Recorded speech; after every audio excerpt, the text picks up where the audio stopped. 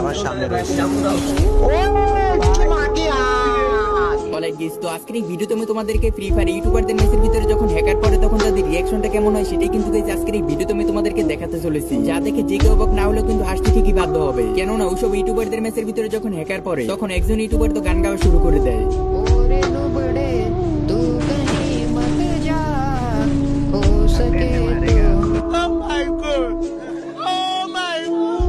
আরেকজন তো মামা করে চিল্লানো শুরু করে দেয়।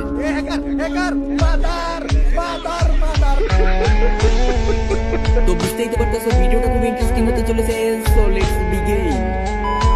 নাম্বার 7 সার্কেলেস ওয়াইটি, যাকে তোমরা কম বেশি সবাই সুজন ভাই নামে চেনো। আর আমি তাকে নিয়ে 2-3 মাস আগে একটা ভিডিও তৈরি করছিলাম। যাই হোক গাইস, বর্তমান সময় তার ইউটিউব চ্যানেলের ভিতরে সাবস্ক্রাইবার আছে কিন্তু 80,000-এরও বেশি। কিন্তু মজার বিষয় হলো সেই ইউটিউবের চেয়ে কিন্তু ফেসবুকের ভিতরে অনেক অনেক বেশি পপুলার, যেখানে তার ফেসবুক পেজের ভিতরে ফলোয়ার আছে কিন্তু 2 লাখেরও বেশি। এবং সে প্রতিদিন ফেসবুক এবং ইউটিউবের ভিতরে কিন্তু লাইভ স্ট্রিম করে থাকে। তো নরমালি ভাবে সে কিন্তু প্রতিদিনের মতনই লাইভ স্ট্রিম করতেছিল এবং সে ওই ম্যাচের ভিতরে ডাবল স্নাইপার চালাইতেছিল। তো এখানে তার সামনে ছিল একটা এনিমি, যার জন্য সে স্কোপ করে কিন্তু এনিমিটার গায়ে কিন্তু ডাবল স্নাইপার 2টি শট কিন্তু লাগানোর ট্রাই করে। বাট দুঃখজনক বিষয়, তার এখানে কোনো শটই কিন্তু এনিমির গায়ে লাগে না। বাট সেকেন্ডের মধ্যে কিছুনি এখানে তার হেলমেটটা উড়িয়ে দেয়। তার পিছনে ছিল তার টিমমেট দৌড়ে এসে একটা ওয়াল লাগিয়ে তাকে রিভিভ করা শুরু করে দেয়। রিভিভ হতে না হতে এখানে দৌড়ে এসে একটা এনিমি তার টিমমেটকে মর্ডন করে দেয়। আর এই প্লেয়ারটা দৌড়ানি দেখে কিন্তু সবাই বুঝতে পেরে গেছে যে ম্যাচের ভিতরে জাদুকর পড়ে গেছে। আর মেবি গাইস এই প্লেয়ারটা মনে হয় বন্ডিটা খেয়েছিল। সেকেন্ডের মধ্যে এক জায়গা থেকে আরেক জায়গায় দৌড়ে চলে যাচ্ছে, যা দেখার পরে সুজন ভাই রিঅ্যাকশন তো পুরোই ক্রেজি হয়ে যায়।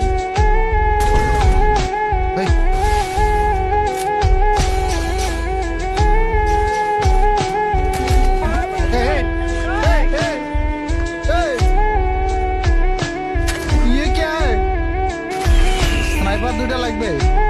আচ্ছা পিকে নাও যেখানে মরছে নাম।